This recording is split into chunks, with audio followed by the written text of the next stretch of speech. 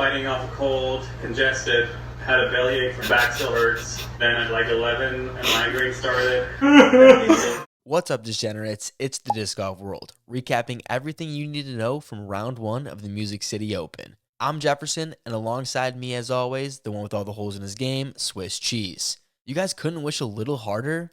Come on, people. I'm a little disappointed in ya. As much as we all wanted it to happen, I think we were all on the same page that Ego McMahon wasn't going to end up playing. You could almost hear the tears from all the disc golfers hitting the ground at once. Before you freak out too much, here's what Eagle had to say on the matter. The day before I got on the plane, I was reaching in my car to grab something, and I just feel, oh, what is that? And it was getting better over the weekend, but I tried playing a practice round and kind of tweaked it again. I think it is just an acute injury, but inopportune time right now, because I feel like I could go throw right now, but it's also like I got to balance it out because we have to acknowledge that Champions Cup's next week. The only other thing I noticed making its rounds on disc golf social media was this interesting question that I had no idea how to answer. So I thought the best thing to do was ask you guys. A way that could go wrong. Are spectators allowed to look for a player's disc? Comment what you guys think down below. On one side, not every player gets the assistance. So right there, it shouldn't be allowed, as it could result in an unfair advantage. But on the other side, it speeds up the game, and do we really want to see a player get penalized on coverage for something so dumb? Don't talk to me about players looking goofy in headphones when losing equipment is happening while someone is playing hot. Make sure to let us know down below as Swiss hits you with the FPO recap. The FPO kicked off with an absolute barn burner start from Holland Hanley. Though she has yet to pick up a win on the season thus far, her round today not only put herself in a great position to win this event, but turned plenty of heads also. It was the most dominating performance from her this season. Easy to say when she stopped counting her macros in enough time to record 10 birdies on the round and finish 3 strokes ahead of the nearest competitor. Yet in classic Hanley fashion, had the misfortune on a single hole that would dominate most of the talk. After parring hole 1, Holland went on to birdie the next 5 holes, hitting as many birdies in the first 6 holes that the rest of her card mates tomorrow hit for their entire round. Holland and her putt were absolutely hot, hitting 2 C2 birdie putts during that stretch. Her putter wouldn't cool down either for the remainder of the round. She would only miss 5 putts on the day, 3 of those from C2. Led the day in strokes gained putting and finished above 60% in both circles. Even after a par on 7, she birdied 3 of the next 4 holes, 2 of which came from big C2 putts. This was a good thing because she made more than she missed from C2 on the day, which helped after leading the field in C2 regulation. Holland was cruising and was 8 under through 13, with more holes to separate even further, and then disaster happened on 14. The hole is the shortest hole on the course, most electing for a standstill approach with guardians protecting the thin fairway. For most, you needed to only avoid missing the Mando or a bad tree kick that goes OB.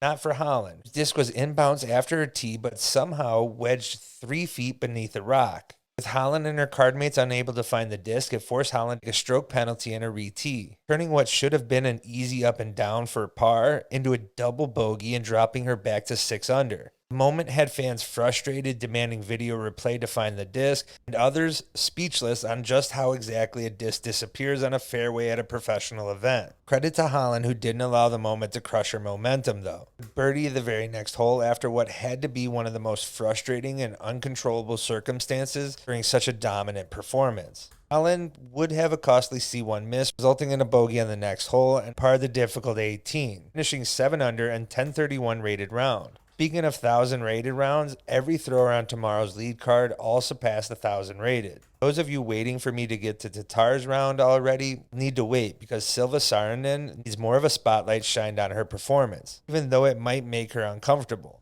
Put together the second best rated round of the day, accomplished landing on an Elite Series lead card for the first time in her short career. After watching today's post-round interview, needs to land some more lead cards to get better practice at those. She was the only player to finish day 1 bogey-free, 10-10 rated 4 under round. Silva, like Holland, used her putter to do most of the heavy lifting for the round, 100% from C1X, with a total of 13 putts made on the day, something that's only happened 4 times prior this season. With some big names in the field missing, this is a great opportunity for last year's Rookie of the Year to make even more of a name for herself. For having the least amount of distance off the tee and her other cardmates, need the putter to continue to work and remain as clean as possible if she hopes to land her first Elite Series podium of her career. Kristen Tatar's stellar performance last week seemed to cool off like the temperature in Tennessee. The defending champion sits tied for third place at 3 under. Haley King had 2 costly bogeys on the round, one after an OB throw on 2 and another after a 2-putt on 16. We've seen stronger performance from Tatar on this track, so she's not removed from competing for the win. We'll need to put together a stronger performance over the next 2 days. Difficult to believe Holland can maintain that C2 percentage,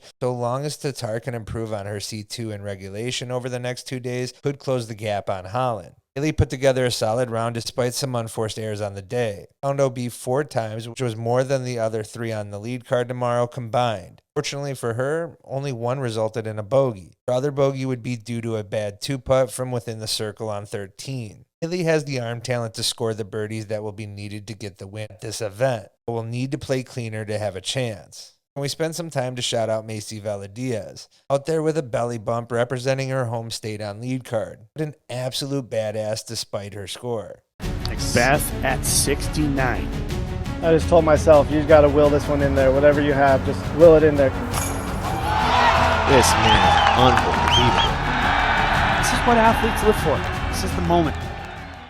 Over on the MPO side, defending champion and victim of the card opening craze finds himself at the top of the leaderboard. If you were asking yourself if Simon was just talking about being injured, don't worry, you're not insane. This is what he had to say at the press conference. It's been a bit of a common thing in my career that kind of the worse I feel, the better I play, because it just slows me down so much and you stop worrying about results and shots in front of you, just kind of do it. And I've been doing it for so long that that's kind of what I need, and it's so hard to do it when you're feeling great, to not start overthinking stuff and just kind of putting your expectations so high that you start like crumbling under your own pressure. So when I'm not feeling good, I just kind of turn all that off, no expectations. I just want to get through the round and feel better. And then suddenly I start playing well. It's very confusing, but I've noticed that throughout my entire career. On top of my back pain last week, I got a cold that started Saturday. When I woke up last week Saturday, I was pretty certain that I was going to call the tournament and be like, guys, it's just not worth it. I can't play. Yesterday, I felt so bad I couldn't get out of bed all day, which hasn't happened to me in so long. Back pain is getting better and better every day, but it's still noticeable, which is just, I don't know. Simon wasn't lying when he said he plays better when hurt, because any way you look at it, all signs point to a fantastic round. Started the day with a birdie on 1 and continued the good play throughout the front 9. This included some huge putts that only Simon Lizotte would run, and to no one's surprise, drain. Also found himself a lot of tap-in birdies, which didn't slow down heading into the back. Nailing holes 10, 11, and 12, ending the round with 2 more birdies and at 12 under. Possibly the injury allows for a slower and safer Simon, a phrase that is all too common every time we bring him up in a good position, although what really set him apart was on the putting green. Disc golf is pretty easy when you hit every single C1X putt going 10 for 10. That's even easier when it goes 100% from C2 as well. Sure, it was only 1 for 1, but is that even counting the 70-footer? Either way, a 2-stroke lead over the field is a pretty damn good start. Let's see if he'll be able to hold on to that, as I'll let him rattle off all the battles he's fighting off the course. Fighting off a cold, congested, had a bellyache for now 3-4 days. My back still hurts. Then at like 11, a migraine started.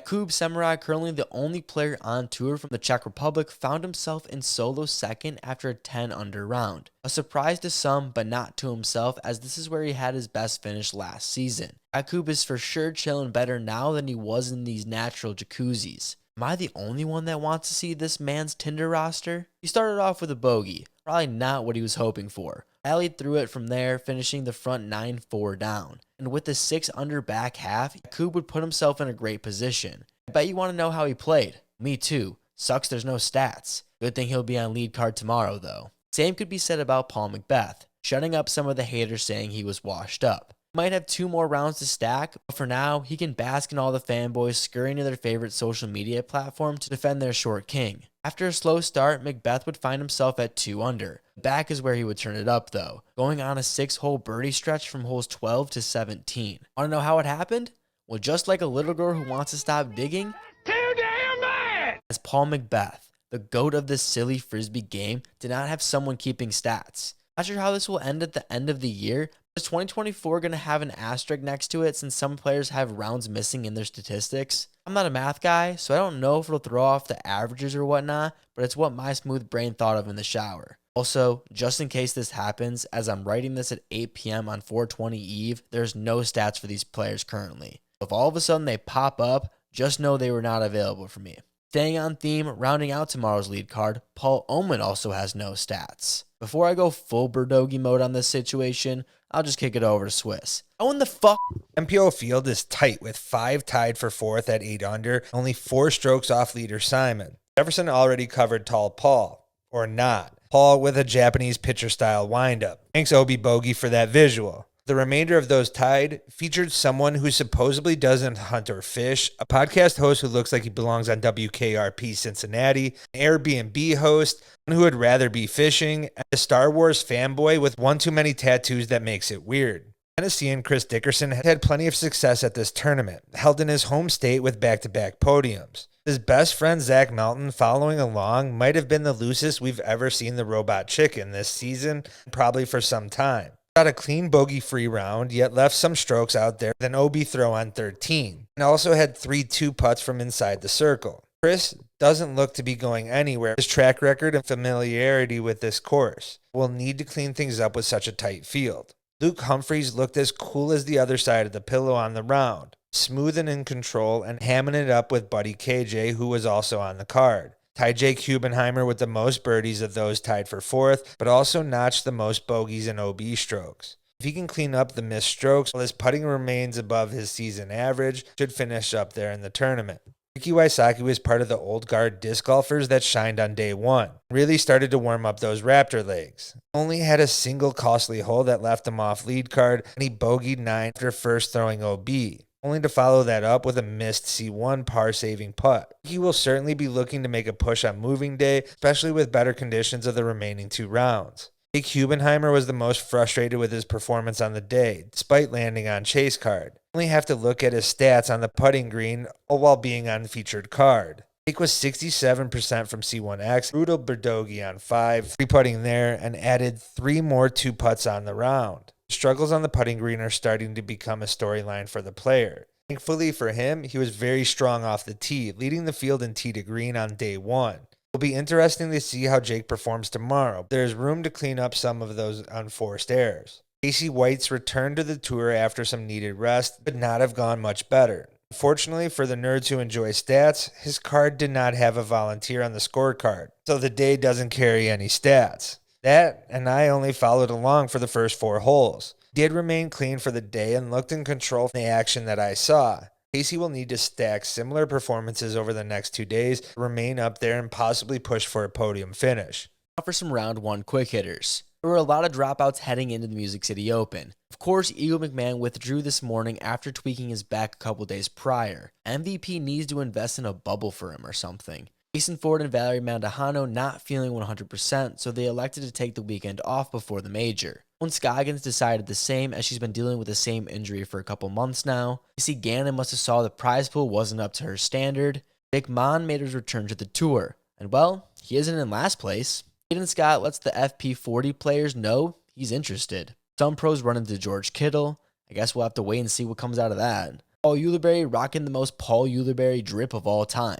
Tristan Tanner has made the switch to Sonar's putting putter since it's been approved. Fans are saying they would rather have ads in the commercial-free feed. You guys already know the boys are at the event, so we didn't get to experience all of Zach Melton on the mic. So make sure to comment your feelings down below. There was a bear bite sighting, this time on Gannon Burr's bag. Joey Bucket signing autos and jamming putts. Well, as long as they're inside the circle. And that's everything you need to know from round 1 of the Music City Open. Follow the disc golf world to not miss out on everything you need to know from round 2. If you enjoyed, make sure to drop a like and subscribe. It's the easiest way to support the boys while we're living in a minivan. But yeah, and if you want to know about the DGPT's newest partnership, check out the video right here. Shout out to all the Patreon and YouTube members going above and beyond to help us, as the tour is 100% funded by you guys. So we appreciate each and every one of you for supporting the best degenerates in the game.